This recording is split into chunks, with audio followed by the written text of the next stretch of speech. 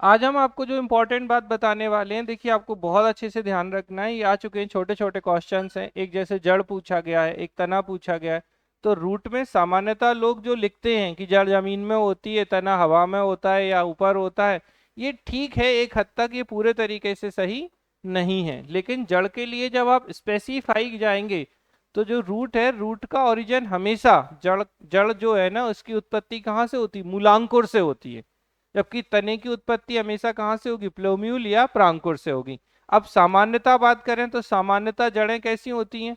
ऊपर तो जाती नहीं है, जड़ें कहाँ जाती हैं? जमीन में।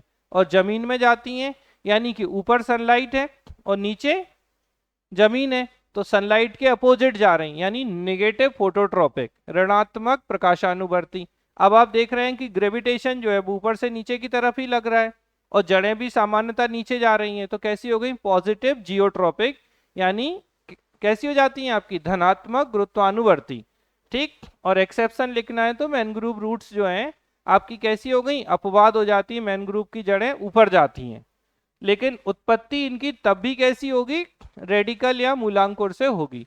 सेम दूसरा क्वेश्चन क्या है? तना। तो तना सामान्यता कैसा है? तो नॉर्मली पॉजिटिव फोटोट्रॉपिक। अब देखिए तना कैसे जाता है? ऊपर की तरफ जाता है, और जी नीचे की तरफ आ रहा है, तो पॉजिटिव फोटोट्रॉपिक और नेगेटिव जियोट्रॉपिक। यानी क्या हो गया? सामान्यता तना धनात्मक प्रकाशानुवर्ती और ऋणात्मक गुरुत्वानुवर्ती। और इसकी उत्पत्ति कैसे हो रही है? तो स्टेम की प्लूम्यूल से होती है, प्रांकुर से होती है। अगर आपने कहीं बीज उगता हुआ देखा होगा तो आप आराम से समझ जाओगे कि ये चीज इस तरीके से हो रही है। तो इतना आप, ये कॉन्सेप्ट है, इनको आप ध्यान रखिएगा अच्छे से, बिल्कुल गड़बड़ नहीं होनी चाहिए। इसके अलावा मैंने एक क्वेश्चन जो आपको बताया कि आलू, तो आलू, अदरक, हल्दी, ये तीनों ही रूट नहीं है, ये स्टेम है। और स्टेम के ये मॉडिफिकेशन होते हैं। तो आलू क्या है? तो आलू जो है वो सोलेनम ट्यूबरोसम इसका बॉटेनिकल नेम होता है, और इसीलिए ये स्टेम ट्यूबर है। और आलू पुर्तगीज लेके आए थे। और हरा रंग जो आलू का होता है वो किसके कारण होता है? तो सोलेनिन केमिकल के कारण होता है। ऐसे ही अदरक और हल्दी भी स्टेम या तना है, और ये स्पेशली क्या है? तो राइजोम या प्रकंद होते हैं। क्लियर है आपको यहाँ तक? कोई समस्या किसी को? चले अब हम आगे। बना लिया सभी ने? अब आज हमें जो पढ़ना है, एक तो टाइप्स ऑफ कार्बोहाइड्रेट, तो कार्बोहाइड्रेट के प्रकार कौन कौन से होते हैं, कार्बोहाइड्रेट होते क्या हैं। और एक हमें पढ़ना है प्रोटीन। तो प्रोटीन को थोड़ा सा हमने पढ़ा ही है, बस टाइप्स ऑफ प्रोटीन आपको नहीं पता है तो वो हम आपको बता देंगे। और थोड़ा सा फैट, और फैट में स्पेशली फैट के जैसे कभी कभार टाइप्स पूछे गए हैं। तो अगर आपने सुना हो टाइप्स ऑफ फैट, एक होते हैं सैचुरेटेड और एक होते हैं अनसैचुरेटेड, यानी संतृप्त और असंतृप्त बसा। तो कोशिश करेंगे कि हम इन तीनों टॉपिक्स को आज कंप्लीट कर लें। एक एक करके बात करते हैं। तब तक मुझे आप लोग बताइए कि टाइप्स ऑफ कार्बोहाइड्रेट सामान्यतः होते कौन कौन से हैं। कार्बोहाइड्रेट क्या होते हैं? तो कार्बन, हाइड्रोजन और ऑक्सीजन के कंपाउंड्स, तो compounds of carbon, hydrogen and oxygen. और इनमें कार्बन, हाइड्रोजन और ऑक्सीजन का रेशियो क्या होता है? 1:2:1। मतलब एक कार्बन होगा, क्या होगा आपका? अगर जैसे मैं आपको बताऊं, कार्बोहाइड्रेट की हम बात करें, तो जो कार्बोहाइड्रेट हैं, कार्बोहाइड्रेट की स्थिति है कैसी? ये कार्बन, हाइड्रोजन और ऑक्सीजन के कंपाउंड्स हैं। ठीक है, तो कार्बन, हाइड्रोजन और ऑक्सीजन के यौगिक हैं। इनमें जो रेशो होता है सामान्यतः वो 1:2:1 का होता है। जैसे मैं एक एग्जांपल देता हूँ, आप यहाँ देखिए, आपके नोट्स में सब लिखा हुआ है, बस प्लीज देख लीजिए। ग्लूकोज, ग्लूकोज का जो फॉर्मूला होता है वो C6H12O6 होता है। यही सबसे ज्यादा आप लोगों ने सुना होगा ये बहुत अच्छे से। तो ये जो ग्लूकोज है, इसमें देखो आप, कार्बन कितने हैं? 6। हाइड्रोजन कितने हैं? 12। ऑक्सीजन कितने हैं? 6। तो सीधा कैसे 6 से अगर हम इसे डिवाइड कर दें तो हो गया 1:2:1। और वैसे भी देखो कार्बन 6 है, इससे जस्ट डबल क्या है आपके? हाइड्रोजन है, और फिर ऑक्सीजन भी 6 है, तो हो गया इनमें कैसा रेशो? 1:2:1 का रेशो होता है। तो 1:2:1 का रेशो होता है। सामान्यतः हम कार्बोहाइड्रेट को तीन कैटेगरी में डिवाइड करते हैं: मोनोसैकेराइड, डाइसैकेराइड और पॉलीसैकेराइड। ठीक है, मोनोसेकेराइड का मतलब होता है कि एक होगा सेकेराइड का मॉलिक्यूल्स, इसमें डाई है मतलब दो होंगे, और पॉली है मतलब दो से अधिक होंगे। ठीक है, बस इनमें जो क्वेश्चंस आते हैं यूजुअली, वो क्वेश्चंस कैसे आते हैं, कौन मोनोसेकेराइड नहीं है, कौन डाइसेकेराइड है, कौन पॉलीसेकेराइड। जैसे आपसे प्री में पहले पूछा गया है कि पॉलीसेकेराइड के जो एग्जांपल है, जैसे हमने आपको बताए हैं तीनों एग्जांपल, बताइए जल्दी से इंपॉर्टेंट। एक हमने आपको बताया सेल्यूलोज और स्टार्च और ग्लाइकोजन, ये हमने आपको बताए हैं। ठीक है, जल्दी जल्दी बता दीजिए, सेल्यूलोज कहाँ होता है, सेल वॉल ऑफ प्लांट्स। ठीक है, प्लांट की कोशिका भित्ति में पाई जाती है। सबसे ज्यादा पाए जाने वाला पॉलीसेकेराइड क्या होगा, यही होगा, क्योंकि जो प्लांट्स होते हैं उनकी सेल वॉल में पाया जाता है और प्लांट्स बहुत है। ठीक है, तो ये प्लांट्स की सेल वॉल में। स्टार्च कहाँ, स्टोर फूड है, ये संचित भोजन है। और ग्लाइकोजन ह्यूमन में स्टोर फूड है ये।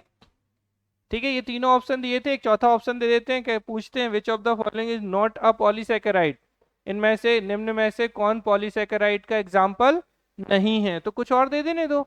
अच्छा, काइटिन क्या होगा, चलो थोड़ा सा दिमाग लगवाते हैं। हाँ, हम बस ये पूछ रहे हैं कि काइटिन जो होगा वो इनमें से कुछ होगा। अच्छा, पहले तो बताओ कि कार्बोहाइड्रेट होगा कि नहीं, हाँ या ना। चलो अच्छा, काइटिन किन की सेल वॉल थी, ठीक है, काइटिन जो थी वो फंगस या फंजाई, यानी कि कवक की सेल वॉल थी, हाँ ना। ठीक, ठीक है, तो क्या है ये, सोचो तब तक, सोचोगे या नहीं सोचोगे, सोच लो। अब हम वापस आ जाते हैं। अरे देखिए, कहाँ चला गया,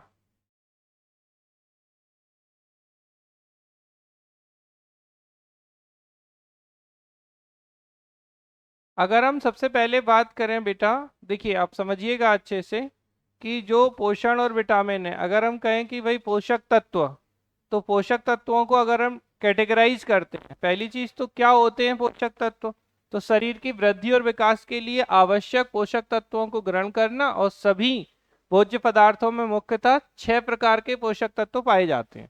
मेनली जो न्यूट्रिएंट्स होते हैं वो कौन कौन से होते हैं, जैसे कार्बोहाइड्रेट होता है, वसा होता है, विटामिन होता है, वाटर है, मिनरल्स है और प्रोटीन है, यही सब न्यूट्रिएंट्स हैं जो हमें मिलते हैं।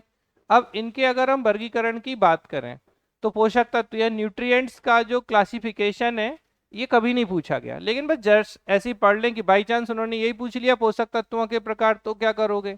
तो टाइप्स ऑफ न्यूट्रिएंट्स में आपको ध्यान रखना है कि अगर हम स्ट्रक्चर या संरचना के बेस पर बात करें, तो एक होते हैं कार्बनिक, और देखो आप ज्यादा दिमाग नहीं लगाओ, बचपन से हमने सबने पढ़ा है दो ही तरीके की चीजें हैं, एक ऑर्गेनिक एक इनऑर्गेनिक। तो यहाँ भी हमने क्या किया, बोले न्यूट्रिएंट्स कैसे होते हैं, एक ऑर्गेनिक हो गए एक इनऑर्गेनिक। अब ऑर्गेनिक क्या होते हैं, कार्बनिक कौन, जिनमें कार्बन पाया जाए, बचपन से यही पढ़ा ना हमने। और इनऑर्गेनिक कौन, अकार्बनिक, जिनमें कार्बन नहीं पाया जाता। अब देखो कार्बोहाइड्रेट अभी बताया था, कार्बन हाइड्रोजन और ऑक्सीजन के कंपाउंड, तो कार्बोहाइड्रेट फैट प्रोटीन और विटामिन ये सब कैसे हैं, ऑर्गेनिक कैटेगरी में आएंगे कार्बनिक की। इनऑर्गेनिक की बात करें तो खनिज और जल, जल वैसे ही जानते हो H2O है, कहीं कार्बन नहीं है तो इनऑर्गेनिक हो गया। मिनरल्स की बात करें ये भी आपके इनऑर्गेनिक है। तो हमने क्या कैटेगराइज किया, टाइप्स ऑफ न्यूट्रिएंट्स की बात करें या क्लासिफिकेशन ऑफ न्यूट्रिएंट्स की, तो पोषक तत्वों को हम दो कैटेगरी में डिवाइड करते हैं, एक ऑर्गेनिक और एक इनऑर्गेनिक। तो ऑर्गेनिक के अंतर्गत कार्बोहाइड्रेट फैट प्रोटीन, ठीक है समझ में आ रहा है, विटामिन। और इनऑर्गेनिक के अंतर्गत अगर हम अकार्बनिक पोषक तत्वों की बात करेंगे तो वाटर आएगा और मिनरल्स आएगा, ये आप लिख पाओगे कोई दिक्कत नहीं है। अब हम बात करते हैं बेस्ड ऑन फंक्शन या वर्क, कि कार्य की दृष्टि से अगर हमें डिवाइड करना है पोषक तत्वों को, तो अब कार्य कैसे, तो कार्य देखो एक होता है एनर्जी प्रोड्यूस करने में, एक होता है वृद्धि विकास में, और एक होता है उपापचयी क्रिया में। अब आप ये आराम से पढ़े हो, जैसे याद करो, ऊर्जा उत्पादक कौन से होंगे? एनर्जी प्रोड्यूसर कार्बोहाइड्रेट होंगे और वसा होंगे। सबसे ज्यादा ऊर्जा हमें वसा से मिलती है और दूसरे नंबर पर कार्बोहाइड्रेट से। चलो एक क्वेश्चन पूछते हैं, बताइएगा। कार्बोहाइड्रेट, फैट और प्रोटीन, इन तीनों में से सबसे ज्यादा ऊर्जा हमें किससे मिलती है?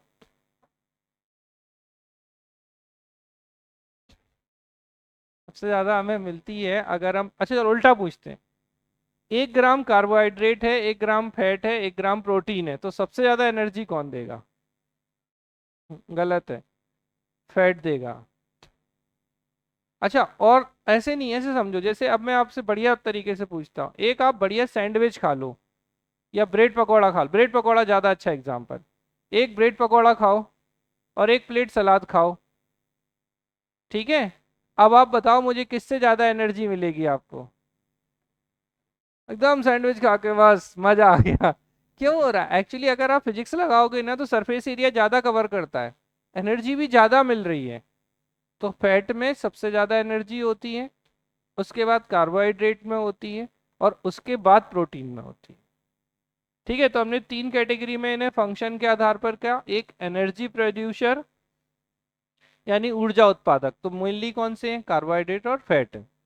वृद्धि, विकास और मरम्मत, तो ग्रोथ, डेवलपमेंट और रिपेयरिंग के लिए तो आप जानते हो, हमने आपको बताया है प्रोटीन क्या थी, बॉडी बिल्डिंग मटेरियल। याद आ रहा है? बॉडी बिल्डिंग मटेरियल तो प्रोटीन हो गया। मेटाबॉलिक एक्टिविटीज या उपापचयी क्रिया के लिए, तो उपापचयी क्रिया में सबसे ज्यादा क्या होता है मेटाबॉलिक में? Vitamin, minerals, water. खाना खा के पानी नहीं पियो तो पता चल जाएगा कि क्या होता है पानी का महत्व, ठीक है? तो विटामिन, मिनरल्स और वाटर जो है वो आपकी मेटाबॉलिक एक्टिविटीज होती हैं। अब यहाँ पे एक प्रश्न फिर से बन जाता है कि उपापचयी क्रियाएं क्या होती हैं, मेटाबॉलिक एक्टिविटीज।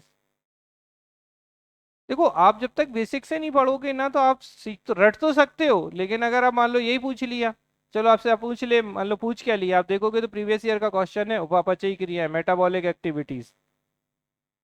सोचो तब तक आप लोग।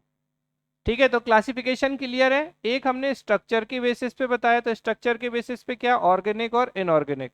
ऑर्गेनिक में क्या क्या है आपके? Carbohydrate, fat, protein, vitamin. Inorganic में वाटर और मिनरल्स हैं। दूसरा हमने बेस्ड ऑन किसके आधार पर? फंक्शन या कार्य के आधार पर, वर्क के आधार पर। वर्क के आधार पर हमने देखा तो एक वर्क क्या, ऊर्जा उत्पादक, तो एनर्जी प्रोड्यूस कौन करते हैं? Carbohydrate, protein. फिर ग्रोथ और डेवलपमेंट, रिपेयरिंग, इनके लिए कौन सा? तो प्रोटीन। और तीसरा है मेटाबॉलिक एक्टिविटीज यानी उपापचयी क्रियाएं। तो मेटाबॉलिक एक्टिविटीज के लिए कौन से जरूरी हैं? तो सबसे ज्यादा आपके विटामिन, खनिज और जल जरूरी है। क्लासिफिकेशन हो जाएगा, कोई दिक्कत नहीं। देखो ये सीधा क्वेश्चन है इसलिए मैंने डाल भी दिए हैं साथ में। प्रति इकाई ऊर्जा की मात्रा सर्वाधिक होती है वसा में होती है, जो कि 9.3 कैलोरी होती है।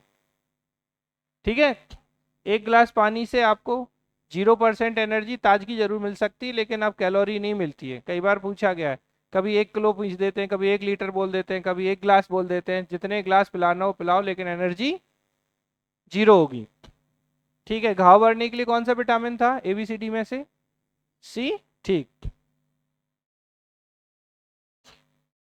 विटामिन करा दिया, आप नहीं बताएंगे दोबारा से।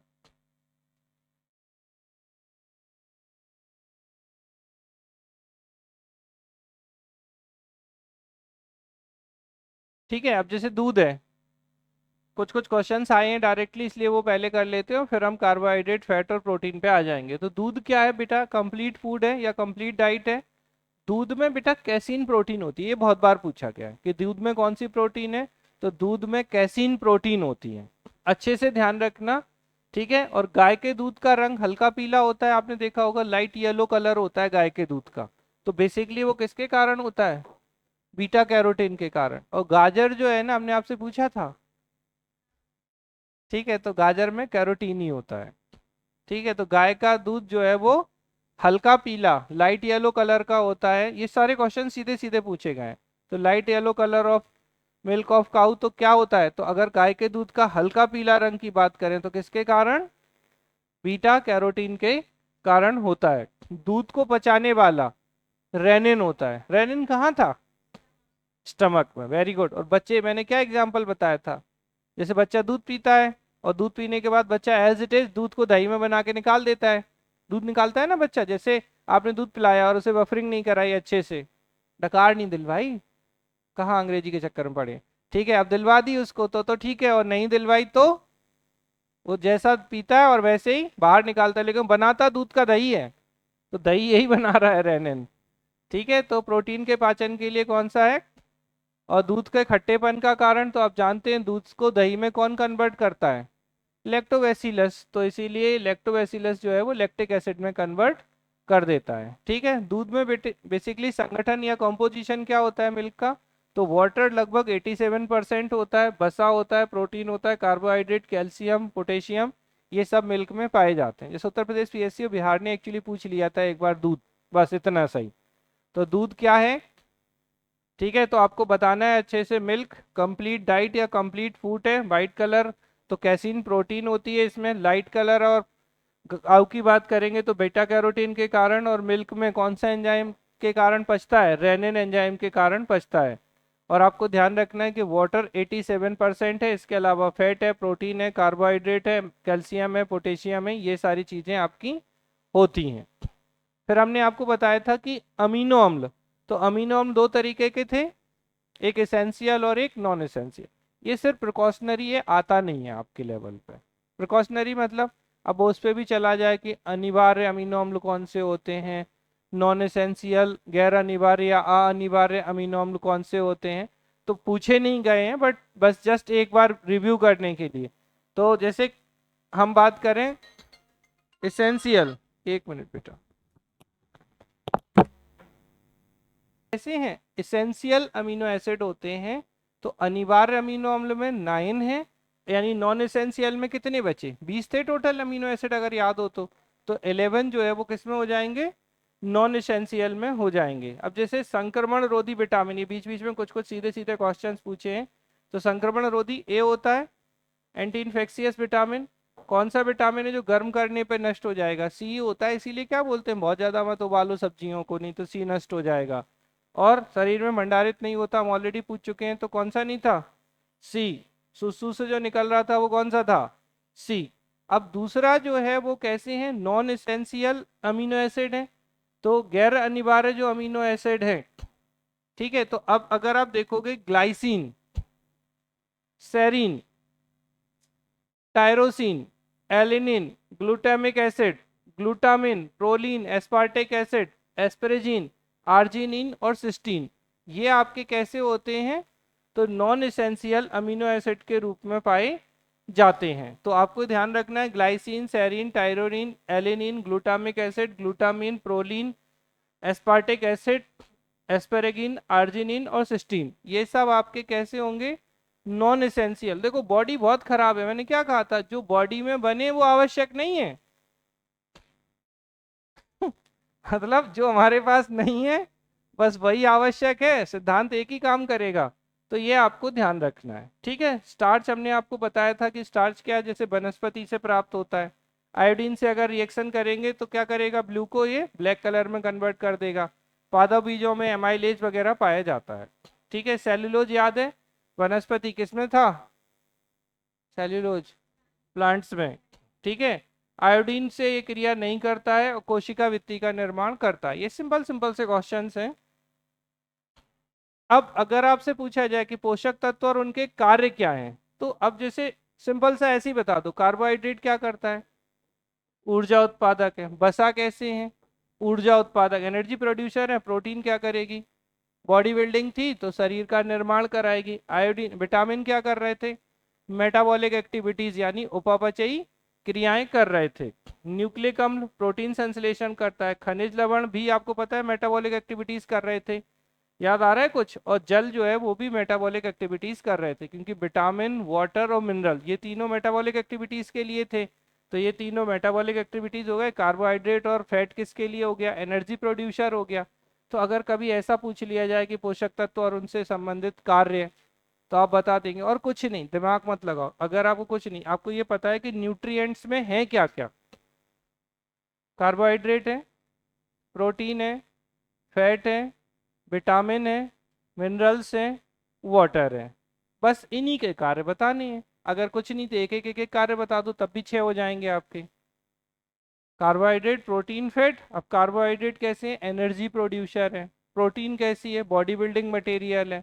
फैट कैसे हैं, एनर्जी प्रोड्यूसर हैं। विटामिन कैसे हैं, मेटाबॉलिक एक्टिविटीज है। वाटर और मिनरल्स कैसे थे, मेटाबॉलिक एक्टिविटीज या उपापचयी क्रिया। क्वेश्चन ये उठ रहा है कि आप लोग मेटाबॉलिक एक्टिविटीज नहीं समझ पा रहे हो, तब से पूछा है ये तो हम। हाँ जी। क्या, सजीवों में होने वाली रासायनिक क्रिया, अच्छा इतने से काम चल जाएगा। हाँ, एक अपचय एक उपचय, बढ़िया, चलो थोड़ा आगे बढ़ी लड़की।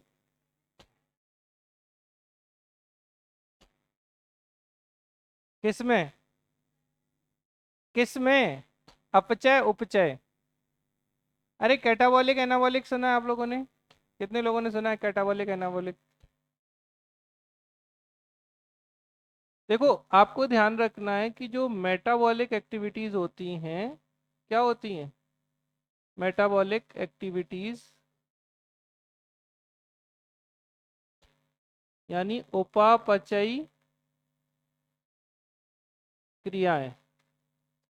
ठीक है, तो जो उपापचयी क्रियाएं होती हैं ना, ये बेसिकली इनको, या कहें कि इन दोनों से मिलके बनती है। एक होती है कैटाबॉलिक, कैसी, कैटाबॉलिक, और एक होती है एनाबॉलिक। पहले तो ये बताओ कितने लोगों ने कैटाबॉलिक और एनाबॉलिक सुना है, या जानते हैं थोड़ा बहुत, बताओ। नहीं, हिंदी कर देते हैं। कैटाबॉलिक मतलब अपचय, एनाबॉलिक मतलब उपचय। ठीक है, अगर आपसे देखो ये आया था मेंस में, तो आपको अगर पता है ये वाली लाइन अगर आप लिख दो कि metabolic activities include catabolic and anabolic activities, उपापचयी क्रियाओं में हम उपचय और अपचय क्रियाओं को सम्मिलित करते हैं। बेसिकली यही दो हैं जो हमारी बॉडी की ग्रोथ, रिपेयरिंग और बाकी सारी चीजों को देखोगे तो ये दो रोज चलेंगी। खाना खाओगे तो कौन सी एक्टिविटीज होती है, मेटाबॉलिक। अच्छा, और बड़ी बात, जिनकी मेटाबॉलिक रेट ज्यादा होती है वो कभी मोटे नहीं हो सकते जीवन में। खाया, बॉडी एब्जॉर्ब ही नहीं कर रही है, निकल गया बॉडी से, फिर खाया, फिर निकल गया बॉडी से, आपकी बॉडी एब्जॉर्ब नहीं कर रही है, और बॉडी एब्जॉर्ब नहीं करेगी। अच्छा मजेदार बात बताता हूँ, जिन लोगों में थोड़ा ओबेसिटी होती है ना, वो बेचारे सच में उतना नहीं खा रहे हैं। आप गौर करना, लगता हमें ऐसा है कि ये तो दवा दवा के खा रहा होगा, जबकि कई ऐसे दुबले पतले लोग होते हैं जिनकी डाइट बढ़िया होती है। ठीक है, आप देखना, और वो खूब खा रहे हैं, और मम्मी पापा परेशान है इस बात से, अब क्या खिला दें। खाती नहीं है, खाती नहीं है, खूब खाता है या खाती है खूब दबा के, और लेकिन नहीं, क्योंकि क्या हो रहा है, उसकी ना बीएमआर ज्यादा है। बेसल मेटाबॉलिक रेट जो होती है, जिस व्यक्ति की बीएमआर बहुत ज्यादा होगी उसकी बॉडी में एब्जॉर्प्शन कम होता है। तो वो जब एब्जॉर्ब होता है ना, शरीर में लग ही नहीं रहा है, अब जब बॉडी में एब्जॉर्ब ही नहीं होगा तो आप कहाँ से दिखोगे कि कुछ है हमारे शरीर के अंदर। तो बीएमआर अगर बहुत ज्यादा है, मतलब मैक्सिमम बीमार होगी ना, तो उस स्थिति में वो मतलब वही लीन थीन रहने वाला है, दुबला पतला रहने वाला है, दुबला दुलवा नहीं। ठीक है, तो ये दुबला पतला ही रहेगा चाहे कुछ भी हो जाए उसका। तो आपको पहले क्लियर हुआ कि metabolic activities include catabolic and anabolic, और कैटाबॉलिक में कुछ नहीं, कैटा मतलब काटा। तो ऐसे समझ लो कि जो कॉम्प्लेक्स या लार्ज मॉलिक्यूल थे उन्हें काट कर, तोड़ कर छोटे मॉलिक्यूल्स में परिवर्तित कर दिया। तो लार्जर या complex molecule convert into simpler molecules. बात समझ में आ रही। तो बड़े अणुओं को या संयुक्त अणुओं को क्या किया, तोड़कर छोटे अणुओं में परिवर्तित कर देना। उल्टा कर दो, एनाबॉलिक क्या होता है, smaller molecules combine to form larger molecules. तो छोटे अणु मिलकर बड़े अणु का निर्माण करते हैं। तो ये हो जाती है क्या आपकी, एनाबॉलिक। और ज्यादा आपको मैं बोलूं, जैसे फोटोसिंथेसिस, तो वो है सब कुछ इंटरडिपेंडेंट ही। अब आपने सुना है प्रकाश संश्लेषण, प्रकाश संश्लेषण कैसी है, कैटाबॉलिक या एनाबॉलिक। तो ये एनाबॉलिक रिएक्शन है। बहुत कम लोग इस चीज को ढंग से नहीं पढ़ते हैं, इसलिए ध्यान नहीं देते हैं। जैसे अगर आप याद करो, किसी को पता हो, तो क्या होती है प्रकाश संश्लेषण की क्रिया, 6 CO2 प्लस 6 H2O, किसकी प्रेजेंस में, H सनलाइट और क्लोरोफिल की उपस्थिति है, और इससे किस में परिवर्तित हो जाता है, C6H12O6 plus 6O2 plus energy. अरे बचपन से यही तो पढ़ते आ रहे हो। 6 कार्बन डाइऑक्साइड के मॉलिक्यूल होते हैं, 6 वाटर के मॉलिक्यूल्स होते हैं, और ये मिलके क्या करते हैं? ठीक है, तो एच न्यू प्रेजेंट, क्लोरोफिल की प्रेजेंस होती है, जिससे ये आपका बन गया। अब देखो ये अगर देखें CO2 और H2O, ये सिंपल मॉलिक्यूल है या नहीं है? ऐसे हम लिख दूं, सिंपल मॉलिक्यूल, सरल अणु है। और ये क्या बन गया? कॉम्प्लेक्स या लार्जर मॉलिक्यूल हो गया। इनकी तुलना में आप देखो बेचारे, बड़ा है ना। तो ये कैसी हो गई? फोटोसिंथेसिस जो है आपकी, प्रकाश संश्लेषण, एक कैसी क्रिया है? एनाबॉलिक। एनाबॉलिक रिएक्शन में छोटे अणु मिलकर एक बड़े अणु का निर्माण करते हैं। उल्टा कर दो, कैटाबॉलिक में क्या होगा? बड़े अणु, जैसे रेस्पिरेशन, श्वसन जो होती है उसमें लार्जर मॉलिक्यूल टूटेंगे ना, तो लार्जर मॉलिक्यूल टूट के क्या बनाएंगे? अच्छा, जैसे और बोलो, कंबस्टन, दहन कर दो किसी चीज का, आग लगा दो, क्या होता है? सब जल जाता है, बड़े बड़े अणु जो है वो छोटे अणुओं में परिवर्तित हो जाते हैं। तो अगर कुछ नहीं याद आए तो रेस्पिरेशन या श्वसन कैसी होगी? कैटाबॉलिक। क्योंकि जो हमारे अंदर शरीर में ग्लूकोज एनर्जी का सोर्स है, तो ग्लूकोज टूटता है, ब्रेक डाउन ऑफ ग्लूकोज होता है कि नहीं होता है जब एनर्जी मिलेगी तो ये हो गई आपकी कैटाबॉलिक। और दोनों को मिला दो तो क्या बन जाती है? मेटाबॉलिक। और इन्हीं से हमारी पूरी बॉडी की एक्टिविटीज चल रही हैं, कैटाबॉलिक एनाबॉलिक से। समझ में आ रही है? छोटे अणुओं को मिलाकर बड़े अणु बनाना, या simple molecules convert into larger molecules, anabolic. और यहाँ पर क्या हो रहा है कैटाबॉलिक में? लार्जर मॉलिक्यूल ब्रेक डाउन या कन्वर्ट इनटू सिंपल मॉलिक्यूल्स, या बड़े अणु को तोड़कर छोटे अणु बनाना। उपचय नहीं है, अपचय है कैटा, और कुछ नहीं। कैटा मतलब काटा, तो बड़े को काटा और सब भूल जाओ। जैसे मान लो ये एक बड़ा अणु था, इससे ये दो छोटे छोटे बन गए, तो ये क्या हो गई? कैटाबॉलिक। देखो दिमाग में ना थोड़ा सा डायग्रामेटिक फॉर्म में, या जो जहां याद रह जाए चीजें। एनाबॉलिक में क्या होगा? दो छोटे मॉलिक्यूल्स हैं, ये ऐड हुए और इन्होंने क्या बना दिया? एक बड़ा अणु। तो ये क्या हो गई? एनाबॉलिक। अब क्या हो रहा है प्रकाश संश्लेषण में? ये हो रहा है। रेस्पिरेशन में क्या हो रहा है? हमारे लार्जर मॉलिक्यूल्स जो हैं वो टूट रहे हैं। अब जैसे एक आध बार पूछा गया, दहन या कंबस्टन की क्रिया कैसी क्रिया है, तो कई बार लोग समझ ही नहीं पाते कि एक्चुअल में पूछना क्या चाह रहे हैं। रेस्पिरेशन कैसी रिएक्शन है? तो रेस्पिरेशन भी कैसी है आपकी? कैटाबॉलिक है। लार्जर मॉलिक्यूल सिंपलर मॉलिक्यूल में कन्वर्ट हो जाएंगे, बड़े अणु छोटे अणुओं में परिवर्तित हो जाएंगे। हाँ भाई, लाइव क्लास वालों क्लियर है? प्लीज जल्दी रिप्लाई करो, टाइम बहुत हो गया। और बाद में बना लेना, मतलब मिटाऊंगा नहीं, टेंशन नहीं लो। अब पढ़ना है ना हमें। अब आ जाते हैं कार्बोहाइड्रेट पे।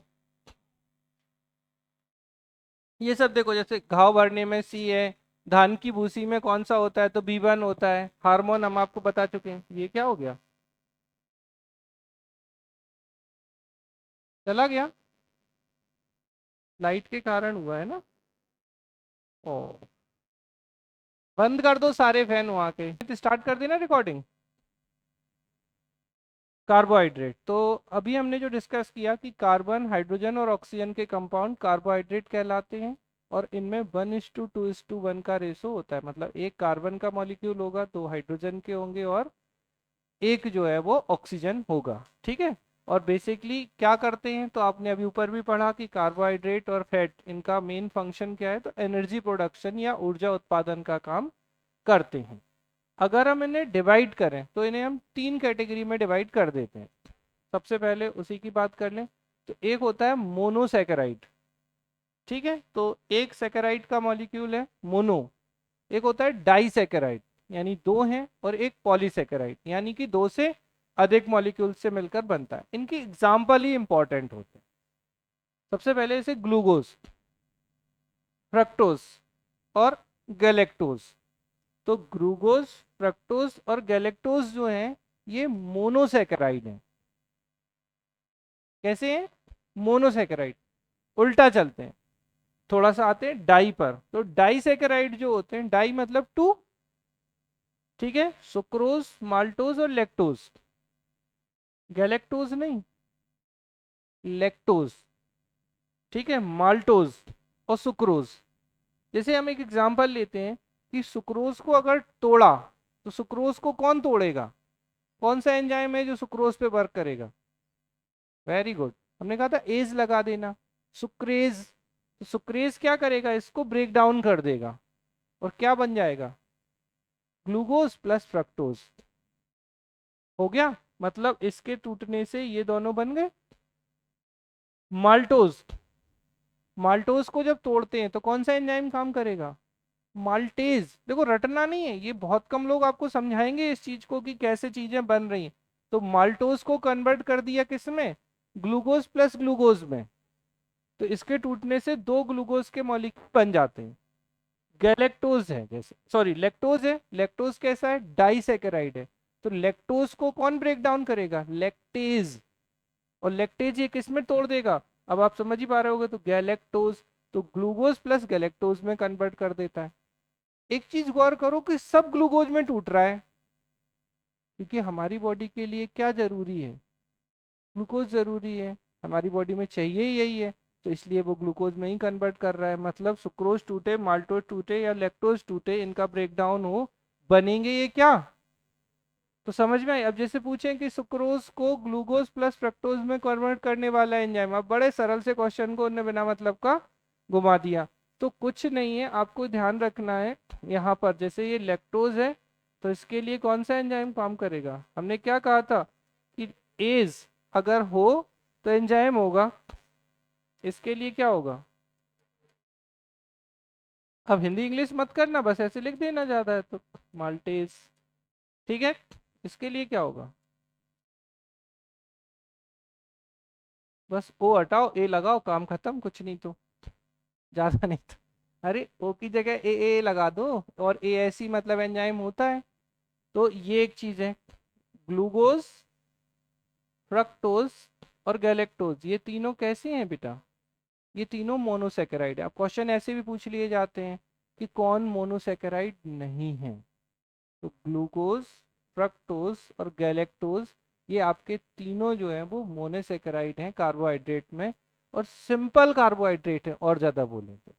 अब जैसे ग्लूकोज, तो आपको पता ही है सब कुछ ग्लूकोज में ही कन्वर्ट होता है। फ्रक्टोज यानी क्या है, अगर हम बहुत सिंपल कर दें इसे, तो ये सिंपल शुगर है, फ्रूट शुगर।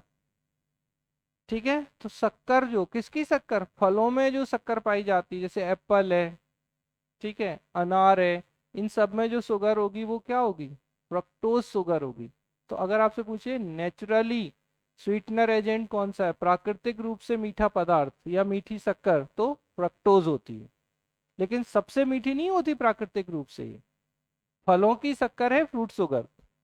गैलेक्टोज जो है वो क्या है, तो किससे टूट रहा है ये, लैक्टोज के टूटने से ग्लूकोज प्लस गैलेक्टोज जो है वो बन जाता है। ठीक है, फिर हम आते हैं पॉलीसेकेराइड पर। अब पॉलीसेकेराइड क्या है, स्टार्च हम पढ़ चुके हैं, सेलुलोज हम पढ़ चुके हैं, ग्लाइकोजन हम पढ़ चुके हैं, ये सब आपके कैसे हैं, पॉलीसेकेराइड हैं। ठीक है, क्लियर है, आपको समझ में आ रही है बात। अब जैसे देखिए कि कौन से कार्बोहाइड्रेट किस में होते हैं, जैसे फ्रक्टोज तो शहद में, हनी भी, ठीक है ना, फलों में, ये कौन सी शक्कर है, तो फ्रक्टोज, फ्रूट शुगर कुछ नहीं तो, सुक्रोज, ठीक है ना, सा से सुक्रोज, सा शुगर केन। तो गन्ने में जो शक्कर होती है वो कौन सी होती है, सुक्रोज होती है। अब जैसे आपसे पूछ ले टेबल शुगर कौन सी होती है, टेबल शुगर समझते हैं पहले तो, अच्छा सच्ची बताना कितने लोग जानते हैं टेबल शुगर, नहीं, है बहुत सिंपल, हम लोग कभी ध्यान नहीं देते हैं। अरे हमारे घर में जो किचन में होती है, जिसे हम टेबल पर रख के खाना खाते हैं, कौन सी शक्कर है, वो टेबल शुगर ही तो है। कौन सी होती है, अच्छा मजेदार ये है कि ये बड़ी गजब बात है, बोले आज तक हमें किसी ने नहीं बताया। आप जैसे अच्छे रेस्टोरेंट में जाओ तो नहीं रखी भी रहती, तब आप उनसे बोलो, आप उनसे बोलो कि शक्कर दे दो, अगर मान लो उन्हें नहीं आती है हिंदी, तो वो एक बार को पूछेंगे अच्छा क्या। और अगर ये चिंकी पिंकी वाले नॉर्थ ईस्ट वाले होते हैं कई बार सर्व करने वाले, तो उन्हें तो बिल्कुल समझ में नहीं आता, प्लीज 2 स्पून टेबल शुगर, हाँ यस सर यस सर। मतलब समझ में आ रही ना, तो आपको थोड़ा सा सीखना होगा कि चीजें किस तरीके की हैं। तो इतना डिफिकल्ट नहीं है, लेकिन सरल क्वेश्चन भी पता चले, अब हम पता है दिमाग लगाते नहीं नहीं कुछ और होता का, टेबल शुगर कुछ और ही है, बस तो फिर लुट गया क्वेश्चन। लैक्टोज हमें पता है दूध में होती है, माल्टोज तो जर्मिनेटेड सीड जो होते हैं, स्प्राउट जो होते हैं, उनमें पाई जाती है आपकी माल्टोज। ठीक है, माल्ट, माड़ समझते हैं, नहीं तो कुछ नहीं, तो गेहूं में माड़ होता है। ठीक है, तो माल्टोज जो है वो कैसी है, ठीक है, स्प्राउटेड या आपकी अंकुरित जर्मिनेटेड सीड में होती है। लैक्टोज दूध में, अभी भी पढ़ा था हमने, मिल्क में लैक्टोज होती है। सुक्रोज गन्ने में होती है। फ्रक्टोज जो है, लेकिन आपसे पूछे दूध में प्रोटीन कौन सी, तो दूध में कैसीन प्रोटीन थी। शुगर कौन सी है, लैक्टोज शुगर है। ठीक है, तो ये सोर्स समझ में आ गए आपको। अब थोड़ा सा डिटेल में हम बात कर लेते हैं एक एक करके। देखिए, सबसे पहले अगर हम बात करें तो सिंपल जो कार्बोहाइड्रेट हैं इन्हें हम मोनोसेकेराइड की कैटेगरी में रखते हैं, सरल जो हैं। तो ये कार्बोहाइड्रेट मूल निर्माण खंड हैं जो इनमें शामिल हैं। अब इनमें से बेसिकली क्या होते हैं, तो simple these are basic building blocks of carbohydrate it include. तो अब जैसे ग्लूकोज सिंपल है, मोनोसेकेराइड जो है वो सिंपल है बेसिकली। तो ग्लूकोज क्या है, शरीर की ऊर्जा के लिए प्राथमिक स्रोत है। इसी को हम डेक्सट्रोज या कॉर्न शुगर भी कहते हैं। तो ग्लूकोज को ही क्या कहते हैं। अच्छा, सामान्य रूप से गांव में देखोगे तो बोले ग्लूकोज की बोतल चढ़ा रहे हैं, थोड़ा स्टैंडर्ड होगा तो बोले सुक्रोज चढ़ा रहे हैं। ठीक है, सुक्रोज किसी को नहीं चढ़ाते, ध्यान रखना। क्या चढ़ाते हैं, बोलते हैं डेक्सट्रोज चढ़ा रहे हैं। अब लोगों को लगता है नहीं डेक्सट्रोज कुछ और होता होगा, है कुछ नहीं, वही ग्लूकोज ही है। ठीक है, तो ग्लूकोज डेक्सट्रोज या कॉर्न शुगर भी कहा जाता है। फ्रक्टोज फलों में, शहद में, सब्जियों में प्राकृतिक रूप से पाया जाता है। इसे फल शुगर या क्या कहते हैं, फ्रूट शुगर के रूप में फ्रक्टोज को, कुछ नहीं है इसमें ऐसा समझने वाला। गैलेक्टोज तो दूध और डेयरी प्रोडक्टों में पाया जाता है, तो found in milk and dairy product and as part of more complex carbohydrate. थोड़ा सा कॉम्प्लेक्स कार्बोहाइड्रेट की तरफ जाता है कौन सा, ग्लूकोज। फ्रक्टोज तो एकदम सिंपल है, लेकिन देखोगे तो गैलेक्टोज भी कैसा था, मोनो या डाई, मोनोसेकेराइड, लेकिन इनकी तुलना में ये थोड़ा सा कॉम्प्लेक्स होता है। फिर डाइसेकेराइड मतलब दो मोनोसेकेराइड के संयोजन से बनेंगे। तो कैसे बनेंगे, these are formed by combining two monosaccharide molecules. तो दो मोनोसेकेराइड के मॉलिक्यूल्स के फॉर्म होने से क्या बनेगा आपका, डाइसेकेराइड। अब देखो आ गई डाइसेकेराइड में क्या है, सुक्रोज, टेबल शुगर। ठीक है, formed from glucose and fructose. तो किससे बन रही है, अब अगर आप चाहो तो तोड़ दो, तो क्या बनेंगे, ग्लूकोज फ्रक्टोज, और ग्लूकोज फ्रक्टोज को मिला दो तो क्या बन जाएगी, सुक्रोज। समझ में आ रही है।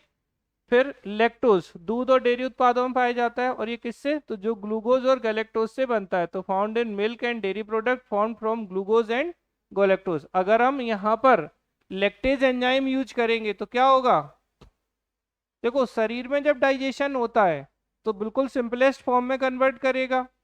तो क्या होगा, लैक्टोज का जब डाइजेशन होगा तो वो किस में टूटेगा, ग्लूकोज प्लस गैलेक्टोज में टूटेगा। और जब ये किसी रिसोर्स से हम ले रहे हैं तो उसमें तो ये बनेगा ना पहले, तभी तो टूटेगा।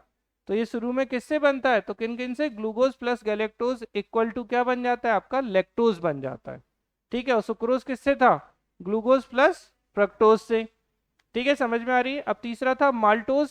तो माल्टोज जो है basically produce during the breakdown of starch. जब हम स्टार्च का ब्रेकडाउन करते हैं तो formed of two glucose molecules. तो इसमें क्या हो रहा है, दो ग्लूकोज अणुओं से बनता है, या दो ग्लूकोज अणुओं में परिवर्तित हो सकता है। तो अब बताओ जल्दी से, सुक्रोज किन किन से, glucose plus fructose. Maltose glucose plus glucose. ठीक है, और लैक्टोज ग्लूकोज प्लस गैलेक्टोज। याद हो रहा है। ठीक है, फिर आते हैं हम जटिल या कॉम्प्लेक्स कार्बोहाइड्रेट की तरफ। तो सिंपल में हो गए आपके। अब कॉम्प्लेक्स कार्बोहाइड्रेट क्या है, इनमें दो कैटेगरी होती हैं। देखो आपको लिखने के पॉइंट ऑफ व्यू से बस मोनो, डाई और पॉली पे ही याद रखना। ये तो थोड़ा डिटेल में इसलिए बता रहे हैं कि बाई चांस अगर उन्होंने पूछ लिया, फुल 10 मार्कर क्वेश्चन पूछ लिया, तो फिर आपको थोड़ा कैटेगराइज करना होगा। तो इसमें क्या है, एक है ऑलिगोसेकेराइड, यानी 3 से 10 मोनोसेकेराइड यूनिट से मिलके बनता है। 3 से लेके 10 अगर मोनोसेकेराइड यूनिट हो तो वो क्या बन जाता है आपका, ऑलिगोसेकेराइड। और एक होता है पॉलीसेकेराइड, तो कई मोनोसेकेराइड की लंबी श्रृंखलाएं शामिल होती हैं। समझ में आ रहा है। तो चेन्स ऑफ 3 to 10 मोनोसेकेराइड तो ऑलिगो हो गया। तो कैसे याद रखोगे, ऑली, OLI 3 है ना। तो 3 से लेके 10 तक अगर होंगी मोनोसेकेराइड की यूनिट तो उसे हम क्या कहेंगे, ऑलिगो सेकेराइड। लेकिन अगर आपसे पूछा जाए पॉलीसेकेराइड क्या है, तो कई मोनोसेकेराइड की जो चेन्स होती हैं उनसे long chain of many monosaccharides including. अब आपको पता ही है स्टार्च होता है पॉलीसेकेराइड में, तो storage form of glucose in plants found in grains, potato and other starchy vegetables. तो स्टार्च किन किन में पाया जा रहा है? एक तो आपके अनाज में है, आलू में, अभी हमने बताया था कि आलू में स्टार्च है, और अदर जो स्टार्ची वेजिटेबल्स होती हैं, स्टार्च वाली सब्जियों में पाया जाता है। Fibre, complex carbohydrate that body can not digest, found in plant based food. तो याद रखिएगा, फाइबर जो है एक जटिल कार्बोहाइड्रेट है जिसे शरीर पचा नहीं सकता, जो पौधे आधारित खाद्य पदार्थों में पाया जाता है। फिर एक ग्लाइकोजन, आपको पता ही है, तो जानवरों में ग्लूकोज का एक भंडारण का रूप है जो यकृत और मांसपेशियों में जमा हो जाता है। ग्लाइकोजन हमारा हो रहा था storage form of glucose in animals stored in liver and muscles. फिर है सेलुलोज, तो structural components of plant cell wall, also type of fibre. आपको पता ही है कि सेलुलोज जो होता है वो किस में होता है? तो सेलुलोज पौधों की कोशिका भित्ति का एक संरचनात्मक घटक है जो एक प्रकार का फाइबर भी होता है। और चिटिन, चिटिन नहीं बेसिकली काइटिन, ऐसा लगा चिट्टी हो गया। तो structural components of fungi, cell wall and insect exoskeleton. आपको ये मैंने क्लासिफिकेशन जब थोड़ा सा मैं बता रहा था तो आपको बताया था कि काइटिन जो है एक तो आपकी फंगस या कवक की जो सेल वॉल है उसकी काइटिन से बनी होती है। इसके अलावा जो इंसेक्ट होते हैं, कीट वर्ग, ऑर्थोपोडा में इंसेक्टा होता है, तो इंसेक्ट की जो ऊपर की लेयर है, आउटर लेयर जो होती है इनकी, वो भी काइटिन की बनी होती है। जैसे मैंने बताया था ना, मक्खी को मारो तो चिट की आवाज आती है, कॉकरोच को मारो, स्लीपर से आपने मारा चटाक, आपको लगता है स्लीपर बोला लेकिन स्लीपर नहीं है, कॉकरोच बोला बेचारा, उसकी काइटिन टूटी। ठीक है, तो मक्खी वगैरह में ये पाया जाता है। तो कार्बोहाइड्रेट में आपको मेनली क्या याद रखना है? एक है सिंपल कार्बोहाइड्रेट, अब सिंपल मतलब मोनोसेकेराइड और डाइसेकेराइड सिंपल में ही आ जाते हैं, और दूसरा होता है आपका कॉम्प्लेक्स। अब कॉम्प्लेक्स में क्या, तो आपके ओलिगो और पॉलीसेकेराइड को अगर आप ऐसे कैटेगराइज करना चाहो और आप सब भूल जाओ तो फिर मोनो, डाई और पॉली। लेकिन आपको इन्हें ध्यान रखना होगा एग्जाम के पॉइंट ऑफ व्यू से। अगर ये 10 मार्कर क्वेश्चन के फॉर्म में आता है तो फिर आप इस तरीके से इसको करिएगा कि सबसे पहले आपको बताना है सिंपल कार्बोहाइड्रेट जिसमें मोनोसेकेराइड है, और मोनोसेकेराइड क्या होते हैं, तो मेनली आपको ध्यान रखना है these are the basic building block of carbohydrate. ठीक है, तो बेसिक बिल्डिंग ब्लॉक हैं कार्बोहाइड्रेट के। अब एग्जांपल ले लीजिए एक एक करके, ग्लूकोज, फिर फ्रक्टोज और फिर गैलेक्टोज। ये कैसे होगा? सिंपल या आपके, ठीक है। फिर इसके बाद सिंपल में ही डाइसेकेराइड भी है क्योंकि दो ही सेकेराइड की यूनिट से मिलकर बन रहा है, तो सुक्रोज, लैक्टोज और माल्टोज। सुक्रोज में क्या क्या है? Glucose plus fructose. लैक्टोज में क्या है? Glucose plus galactose. और माल्टोज में क्या है? Glucose plus glucose. ठीक है, फिर आ जाते हैं कॉम्प्लेक्स। तो कॉम्प्लेक्स को हमने दो कैटेगरी में डिवाइड कर दिया, एक ओलिगो और एक पॉलीसेकेराइड। ओलिगो क्या होती है? तो 3 से लेके 10 मोनोसेकेराइड यूनिट्स होती हैं जिनसे मिलकर ये बनता है। और जब लॉन्ग चेन ऑफ मोनी क्या होती हैं आपकी, मोनोसेकेराइड्स होती हैं, तो ये क्या बन जाता है? पॉलीसेकेराइड। एग्जाम्पल, तो स्टार्च है आपका, ग्लाइकोजन है, फाइबर है, सेल्यूलोज है, काइटिन है, ग्लाइकोजन है, ये सब जो है आपके पॉलीसेकेराइड के एग्जाम्पल होते हैं। काइटिन अगर किसी बार आ गया ना तो बहुत लोग इसे गलत कर देंगे, क्योंकि अक्सर क्या होता है ना, काइटिन को जैसे क्लासिफिकेशन नॉर्मली पढ़ते तो हैं बच्चे, ये अगर थोड़ा कोई अच्छा पढ़ता है तो ये पढ़ता है कि जो फंगस या कवक है उसकी सेल वॉल काइटिन की बनी होती है। ठीक है, ऑर्थोपोडा को भी कोई ढंग से पढ़ता है तो बताता है कि इंसेक्टा में जो है वो काइटिन की लेयर होती है। लेकिन उसमें यहाँ कहीं भी मेंशन नहीं होता नॉर्मली किताबों में कि काइटिन जो है वो एक कार्बोहाइड्रेट है और पॉलीसेकेराइड का एग्जाम्पल है। तो उसमें कंफ्यूजन में हो सकता है कि बच्चा उसे हटा दे या बोले कौन कार्बोहाइड्रेट पॉलीसेकेराइड नहीं है, और वो उसे क्रॉस कर देगा कि नहीं नहीं काइटिन नहीं था। क्योंकि सबसे अच्छे एग्जाम्पल क्या होते हैं? स्टार्च, ठीक है, ग्लाइकोजन और सेल्यूलोज, यही होते हैं। तो इनको ही लोग ज्यादातर ध्यान रखते हैं। फाइबर्स वगैरह जो प्लांट के फाइबर्स होते हैं ये भी आपके पॉलीसेकेराइड होते हैं। और यहाँ पर ये आपकी काइटिन भी कैसा है? तो ये भी पॉलीसेकेराइड है। खत्म हो गया कार्बोहाइड्रेट। टेबल शुगर क्या थी? सुक्रोज। और सुक्रोज किन किन से मिलके बन रही थी? Glucose plus fructose. Fruit sugar कौन सी है? फ्रक्टोज है। गन्ने से कौन सी शक्कर मिलेगी? Sucrose, sugar cane, sucrose. ठीक है, माल्ट से माल्टोज। और माल्टोज किन किन से मिलके बनती है? Glucose plus glucose. पक्का याद है? तो आप ध्यान रखेंगे, क्या ध्यान रखेंगे? ग्लूकोज प्लस ग्लूकोज क्या हुआ? माल्टोज। ग्लूकोज प्लस फ्रक्टोज क्या बनेगा? बोलो। सुक्रोज। हाँ। ग्लूकोज प्लस गैलेक्टोज क्या? लैक्टोज। ठीक है, अब देखो हमने खा लिया, हमारे शरीर में आ गए, अब शरीर काम करेगा पाचन का, तो पाचन का काम होगा तो क्या होगा? यहाँ पे कौन सा एंजाइम काम करेगा? यहाँ पे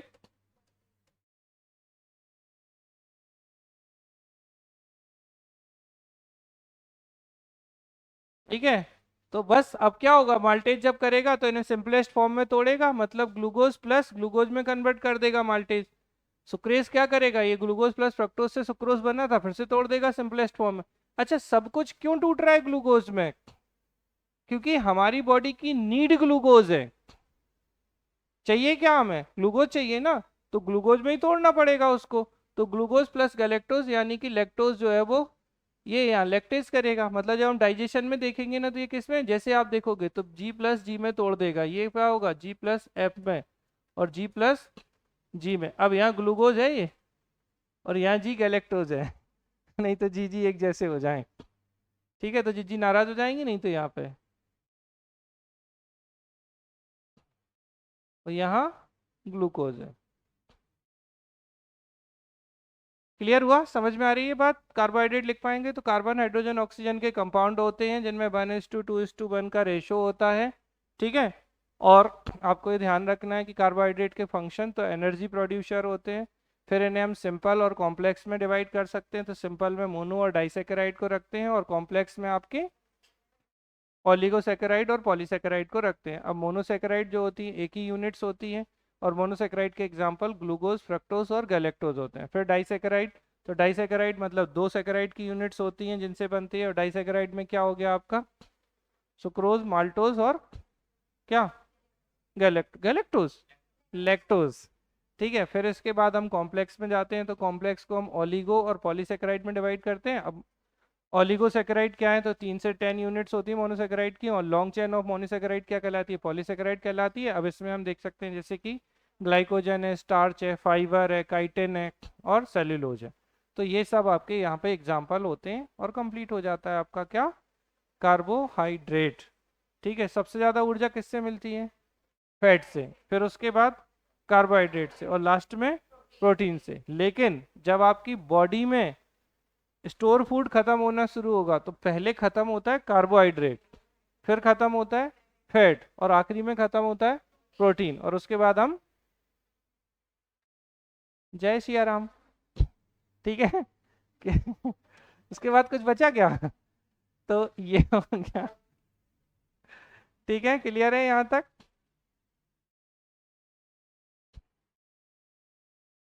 चलो, एक चीज आप लोग नोट्स में थोड़ा सुधार लेना, ये ऊपर नीचे हो गई है, तो अगर कोई लिए हुआ तो प्लीज देख लीजिए।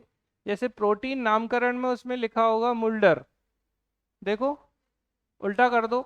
नामकरण जो है, मैंने आपको क्लास में हालांकि सही बताया था कि नाम जो दिया प्रोटीन वो किसने दिया, बर्जीलियस ही बताया मैंने आपको। तो प्रोटीन जो नेम दिया था, या टर्म प्रोटीन जो है वो जे बर्जीलियस ने दिया, जरूर उसको सही कर लीजिएगा आप ध्यान से। और प्रोटीन के बारे में जो बताने वाले वैज्ञानिक थे वो थे जीजे मल्डर। ठीक है, तो जीजे मुल्डर या मल्डर जो है ना, ये पहली बार डिस्कवरर के रूप में हम उन्हें कह सकते हैं, लेकिन वास्तव में क्या था कि पहली बार प्रोटीन के बारे में जिन्होंने एक्सप्लेन किया था वो जीजे मल्डर थे। ठीक है, बाकी मैं पीडीएफ में एक बार उसको अपडेट करवा के मैं भेज दूंगा आपको। फिर अब देखिए, प्रोटीन क्या थी, तो निर्माण की बेसिक इकाई अमीनो अम्ल से ही बनते हैं ये, और 16% of body made up of protein, तो लगभग शरीर की 16% जो हमारी बॉडी का है वो किससे बनता है, प्रोटीन से बनता है। अब प्रोटीन थोड़ी बहुत ऊर्जा उत्पादन का काम करेंगे ही क्योंकि होती है, लेकिन मेन काम क्या है, वृद्धि और मरम्मत, तो ग्रोथ और रिपेयरिंग काम है। फिर क्या है इनका काम, तो कोशिका, जीवद्रव और ऊतक का निर्माण है, और प्रोटीन को विकृत करते हैं, तो डीनेचर कौन करते हैं, एक्सरे, भारी धातु। आप ऐसे भी जानते हो कि एक्सरे अगर हमारी बॉडी में जाती है तो प्रोटीन टूट सकती है। ठीक है, तो हैवी मेटल्स और सॉल्ट के द्वारा किया जाता है। और डेफिशिएंसी डिसीज हम आपको ऑलरेडी बता चुके हैं, क्वासियोरकर और मरासमस। क्वासियोरकर किसकी कमी से हो रहा था, प्रोटीन के, लेकिन मरासमस में प्रोटीन और एनर्जी दोनों की कमी थी। ठीक है, टाइप्स ऑफ प्रोटीन। अच्छा, इनमें भी क्या हो गया, ये इतना सा हिस्सा ऊपर लिख गया, आपके नोट्स में शायद ऐसा ही होगा। देखिए टाइप्स ऑफ प्रोटीन में देखो सिंपल प्रोटीन ऊपर ही लिख गया होगा, फिर टाइप्स आए होंगे। तो सिंपल, कॉम्प्लेक्स और, याद रखिएगा सिंपल प्रोटीन, डेराइव्ड प्रोटीन और कंजुगेट प्रोटीन, इनको तीन टाइप बना दीजिए, मतलब सिंपल भी उसी की कैटेगरी है। सिंपल, ठीक है, समझ में आ रही ना। तो सिंपल प्रोटीन कैसी होगी, केवल अमीनो अम्ल से निर्मित होगी। सिंपल है, किससे बनेगी, 20 अमीनो अम्ल मिलेंगे तो एक प्रोटीन का निर्माण कर देंगे, तो ये सिंपल प्रोटीन होगी। जैसे एल्बुमिन्स, हिस्टोन, एल्बुमिन किस में पाया जाता है, एग में। एग जो होता है ना अंडा, उसमें एल्बुमिन प्रोटीन पाई जाती है। फिर दूसरी है बेटा व्युत्पन्न प्रोटीन। व्युत्पन्न मतलब डिराइव्ड। तो डिराइव्ड प्रोटीन जो होती है प्राकृतिक प्रोटीन के जलीय अपघटन से निर्मित होती है। ठीक है, जैसे प्राकृतिक प्रोटीन है उसका वाटर क्या किया गया, तो जलीय अपघटन जब किया गया तो उससे बनती है। जैसे पेप्टोन, पेप्टाइड, ये कैसी हैं आपकी, व्युत्पन्न प्रोटीन के रूप में होती हैं। और संयुग्मी तो कुछ नहीं, कंजुगेट मतलब क्या होगा कि एक प्रोटीन होगी और प्रोटीन में कोई ना कोई एक और चीज जो है वो एडअप हो जाए तो वो क्या बनाएगी, कंजुगेट प्रोटीन बनाएगी। तो अमीनो अम्ल के साथ अन्य समूह भी जुड़े होते हैं, जैसे क्रोमोप्रोटीन, ग्लाइकोप्रोटीन। और एग्जांपल मैं आपको सिंपल दूं, हीमोग्लोबिन। हीमोग्लोबिन क्या है, तो ये कंजुगेट प्रोटीन है। जैसे हीम प्रोटीन है, हीम प्रोटीन है, हीम आयरन है और ग्लोबिन प्रोटीन है। तो ग्लोबिन एक प्रोटीन थी, उस प्रोटीन में क्या जुड़ गया, आयरन जुड़ गया। तो वो कैसी हो गई, मतलब अमीनो एसिड के साथ में जब अदर ग्रुप उसमें एडअप हो जाते हैं तो वो क्या कहलाती है, कॉन्जुगेट प्रोटीन या फिर आपकी संयुग्मी प्रोटीन कहलाती है। तो पहली हो गई बेटा स्ट्रक्चर। अगर हम देखें कि types of protein based on composition, संरचना के आधार पर प्रोटीन के प्रकारों की अगर हम बात करते हैं तो सबसे पहले सिंपल प्रोटीन है, made up of only amino acids, जैसे एल्बुमिन, एग में हिस्टोन प्रोटीन। ठीक है, डिराइव्ड प्रोटीन की बात करें तो हाइड्रोलिसिस, तो produce by hydrolysis of natural protein, प्राकृतिक प्रोटीन के जल अपघटन से जो बने, जैसे पेप्टोन, पेप्टाइड्स। और कंजुगेट प्रोटीन जो होती हैं तो अदर ग्रुप, और क्या करते हैं, तो other groups are also attached to amino acid, amino acid से अन्य ग्रुप भी ऐड हो गए, जैसे क्रोमेटिन, ग्लाइकोप्रोटीन। और ज्यादा आपका अच्छा एग्जांपल है हीमोग्लोबिन। क्लोरोफिल, क्लोरोफिल में क्या होता है, कौन सी धातु होती है, मेटल होती है कोई क्लोरोफिल में, बहुत इंपॉर्टेंट क्वेश्चन है। लाइव क्लास बताइए, कोई क्लोरोफिल में क्या होता है, लाइव क्लास। क्लोरोफिल जो होता है उसमें क्या होता है, क्लोरोफिल में मैग्नीशियम होता है। ठीक है, तो मैग्नीशियम मेटल जुड़ गई उसमें, हीमोग्लोबिन में क्या जुड़ गई, आयरन जुड़ गई। तो क्या हो रहा है, बेसिकली अमीनो एसिड के साथ अन्य ग्रुप जो जुड़ जाते हैं तो कंजुगेट होते हैं। ठीक है, सिंपल है, सिंपल तो सिंपल ही है। तो सिंपल अमीनो एसिड कैसी होती है, simple protein made up of only amino acids. Derived कैसी होगी, तो हाइड्रोलिसिस ऑफ अमीनो एसिड। और कंजुगेट में क्या होगा, अदर ग्रुप और also attached to amino acid, जब अन्य ग्रुप मिल जाएंगे तो कंजुगेट। डिराइव्ड जो होगी वो क्या होगी, हाइड्रोलिसिस ऑफ अमीनो एसिड। और अगर हम सिंपल की बात करें तो ओनली अमीनो एसिड। हो पा रहा है ना क्लियर, बहुत ज्यादा हैवी तो नहीं है, सरल सरल सी बातें हैं। एल्बुमिन एग में पाई जाती है, पेप्टोन, पेप्टाइड्स जो हैं वो डिराइव्ड हैं, और कंजुगेट जो होती है वो क्रोमोप्रोटीन, ग्लाइकोप्रोटीन जो है, ये सब आपके डिराइव्ड प्रोटीन के अंतर्गत आते हैं। क्लियर है। अब बस एक टॉपिक बचा हमारा, कौन सा, जल्दी बता दो, फैट। तो बस हमें टाइप्स ऑफ फैट ही पढ़ना है और कुछ नहीं। कहाँ चला गया एक,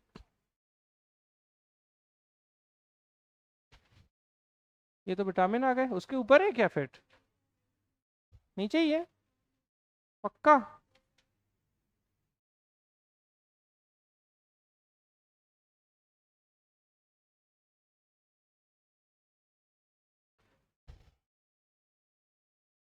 नहीं, टाइप्स ऑफ फैट कहाँ चला गया, इसी के नीचे।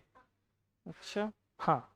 तो बस आगे प्रकार यही आते हैं एक आध बार एग्जाम में, फैट से उतने क्वेश्चन आए नहीं है। तो टाइप्स ऑफ फैट की बात करें बेटा, तो इनमें एक होता है सैचुरेटेड यानी संतृप्त वसा, और एक कैसा होता है, अनसैचुरेटेड यानी असंतृप्त वसा। बहुत सिंपल समझ लो, कार्बन, हाइड्रोजन और ऑक्सीजन के मध्य जब सिंगल बॉन्ड पाया जाए, ठीक है, तो single bond between carbon hydrogen oxygen, तो ये कैसा होगा? सैचुरेटेड, संतृप्त बसा होगा। ठीक है, लेस रिएक्टिव होगा, कम क्रियाशील होगा, और स्वास्थ्य के लिए ये हानिकारक होता है। तो पूछे जाते हैं कि संतृप्त और असंतृप्त में से कौन सा हमारी बॉडी के लिए हार्मफुल है। भले हम सेचुरेट हो रहे हैं, मजा आ गया, लेकिन कैसा है? डेंजरस है, हार्मफुल है। जैसे जंतु वसा, एनिमल फैट। अब देखो, घी खाने में अच्छा लगता है, मक्खन खाने में अच्छा लगता है, जो लोग नॉनवेज खाते हैं चर्बी खाने में अच्छा लगता है, लेकिन ये कैसे हैं? हमारी बॉडी के लिए हार्मफुल हैं, सेचुरेटेड। तो कार्बन हाइड्रोजन और ऑक्सीजन के बीच में जब सिंगल बॉन्ड है, कार्बन है, हाइड्रोजन है और ऑक्सीजन है, इनके बीच में जब एकल बंध पाया जाएगा तो ये कैसे होंगे? संतृप्त वसा होंगे, कम अभिक्रियाशील होंगे, तो लेस रिएक्टिव होंगे, स्वास्थ्य के लिए हार्मफुल हैं, हार्मफुल फॉर हेल्थ, और जंतु वसा में होते हैं। लेकिन अपवाद के रूप में क्या है आपका? नारियल का तेल, ये उतना नुकसानदायक नहीं होता है। दूसरे होते हैं अनसैचुरेटेड फैट। तो अनसैचुरेटेड में क्या होगा? तो कार्बन हाइड्रोजन और ऑक्सीजन के बीच में क्या होगा? यहाँ पर डबल बॉन्ड पाया जाएगा। अब डबल बॉन्ड है तो ये मोर रिएक्टिव होंगे, ज्यादा क्रियाशील होंगे, लेकिन ये स्वास्थ्य के प्रति अच्छे होते हैं। तो अनसैचुरेटेड हमारे लिए अच्छे हैं। अब जैसे पादप वसा, जैसे सरसों का तेल, आप घी खाओ, सरसों का तेल खाओ, तो सरसों का तेल, मूंगफली का तेल, और एक्सेप्शन क्या है? मछली का तेल। ठीक है, कॉड लिवर ऑयल भी जिसे आप बोल देते हैं। तो सिंपल है, सैचुरेटेड में कार्बन हाइड्रोजन ऑक्सीजन के बीच में सिंगल बॉन्ड, कम अभिक्रियाशील, लेस रिएक्टिव, ये मोर रिएक्टिव, अगर डिफरेंस भी आ जाए। ठीक है, वो स्वास्थ्य के लिए कैसे थे?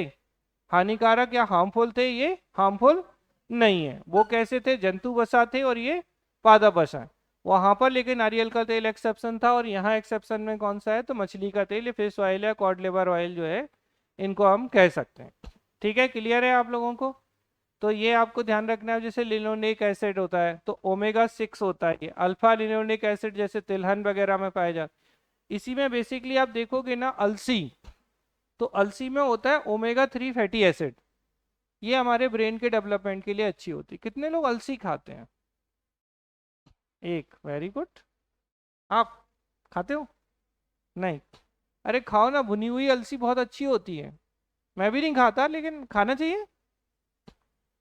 मतलब बहुत स्वादिष्ट नहीं होती है मेरी मैडम, कभी कोई ऐसी लो नमकीन ले लो इसका, अब नमकीन कोई अलसी का खाने की चीज है, लेकिन खा लेते हैं फिर, चलो अच्छी होती है अगर आप खाएंगे ना। आपको इसलिए, अगर आप चीजें भूल रहे हैं ना, सपने भूल रहे हैं, तो विटामिन B6 की कमी है। लेकिन अगर आप पढ़ा हुआ भूल रहे हैं तो एक्चुअल में इसका योगदान बहुत है।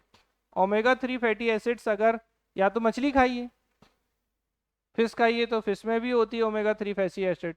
अब लेकिन पता चले फिश ही खराब है, ठीक है, तो उससे अच्छा क्या है कि अलसी खाइए। अलसी बढ़िया है, मतलब जैसे जो लोग नहीं खाते हैं नॉन वेजिटेरियन उस तरीके से, तो सबसे अच्छा। और एक और बात है, नॉन वेजिटेरियन आपके स्वास्थ्य के लिए कोई बहुत अच्छा नहीं होता, इस चीज को हमेशा ध्यान रखिए।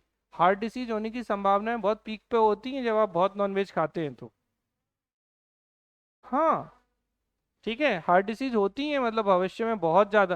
देखो एक्चुअल में क्या है, ह्यूमन का नेचुरल भोजन नहीं है वो, अकॉर्डिंग टू नीड है ना। अब जैसे मान लो कोई कोस्टल रीजन में रह रहा है और उनके पास मान लो गेहूं नहीं उग रहा है या जो क्रॉप्स नहीं उग रही हैं, तो मजबूरी में उन्हें क्या करना है? Sea foods. अब सी फूड तो मछली जिंदाबाद। लेकिन बाकी चीजों में देखा जाए ना, तो जैसे अगर और वेजिटेरियन फूड की सबसे अच्छी चीज क्या है कि बॉडी के अकॉर्डिंग है वो, तो आपके डाइजेशन में मदद करते हैं इजी वे में। तो ओमेगा 3 फैटी एसिड्स जो है वो बहुत इंपॉर्टेंट होता है, रक्त नलिकाओं में बसा के जमाव में कमी करता है। अब देखो, नॉर्मली कोई फैट खा रहा है तो आपको पता है ब्लड क्लॉट हो सकता है, कहीं पे क्लॉटिंग हो सकती है, फैट का डिपोजिशन हो सकता है। जबकि ओमेगा 3 फैटी एसिड क्या कर रहा है? आपकी ब्लड वेसल में बसा का जो जमाव हो रहा था, फैट डिपोजिशन हो रहा था, उसको भी वो क्लियर कर रहा है। खाना चाहिए, ठीक है, बादाम खा लो, नहीं मानोगे तो और क्या कर सकते हैं। ठीक है, तो ये हो गए हमारे बेटा कार्बोहाइड्रेट, प्रोटीन और फैट।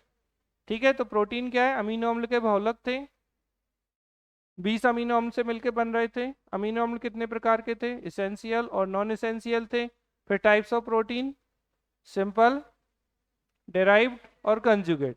सिंपल प्रोटीन यानी कि सरल, डिराइव्ड यानी व्युत्पन्न, और कंजुगेट यानी संयुग्मी प्रोटीन है, मतलब उसमें कोई मेटल ऐड हो जाता है। डिराइव्ड किससे? हाइड्रोजनेशन, क्या हो रहा है, हाइड्रोलाइसिस हो रही है, जल अपघटन हो रहा है, और सिंपल तो सिंपल है, केवल अमीनो अम्ल से मिलकर बनी थी। और टाइप्स ऑफ कार्बोहाइड्रेट में, ठीक है, सिंपल और कॉम्प्लेक्स में अगर डिवाइड करना है, या फिर मोनो डाई पॉलीसेकेराइड में डिवाइड कर दीजिए। तो सिंपल में मोनो और डाई थे, तो मोनोसेकेराइड यानी एक ही मोनोसेकेराइड यूनिट है, डाई में दो हैं। और फिर इसके बाद जब हमने कॉम्प्लेक्स देखा तो कॉम्प्लेक्स में क्या थे, ओलिगो और पॉली। ओलिगो में 3 से 10 मोनोसेकेराइड यूनिट, और पॉलीसेकेराइड में लॉन्ग चेन ऑफ मोनोसेकेराइड। ठीक है, एग्जाम्पल बता दीजिए मोनोसेकेराइड के, ग्लूकोज, फ्रक्टोज और गैलेक्टोज। और डाइसेकेराइड के, सुक्रोज, माल्टोज, लैक्टोज। ठीक है, सुक्रोज, माल्टोज और लैक्टोज। ठीक है, और पॉलीसेकेराइड के, starch, glycogen, cellulose, fibre, chitin. ठीक है, ये सब आपके किसके एग्जाम्पल थे, पॉलीसेकेराइड के एग्जाम्पल थे। इनको अब मैं आपको ये अपडेटेड पीडीएफ भेज दूंगा, बस इतना सा ही छोटा सा है, तो थोड़ा सा जैसे आपके में वो नहीं दिए उतने कार्बोहाइड्रेट वाले।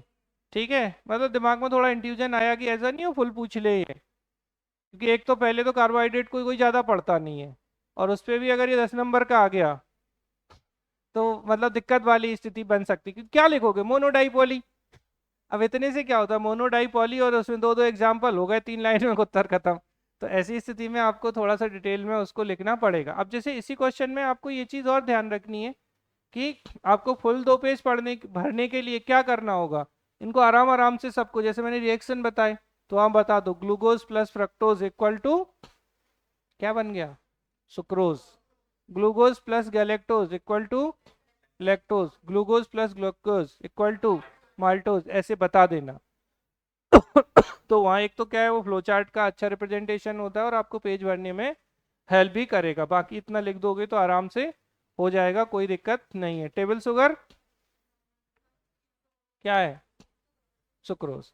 ठीक है, आज के लिए पर्याप्त है, आपका टेस्ट होना है। अब आप 5 मिनट का ब्रेक लेके टेस्ट दोगे या अभी दोगे, बोले जान ले लोगे। टेस्ट तो लेके ही रहेंगे, मतलब उसके लिए तो कोई थॉट है नहीं, तो लेना तो है ही। अब आप ब्रेक के साथ देना, बंद कर देना अमित, या विदाउट ब्रेक, जैसा आप चाहो। हाँ ले लो ब्रेक, और कोई गायब मत होना गलती से भी।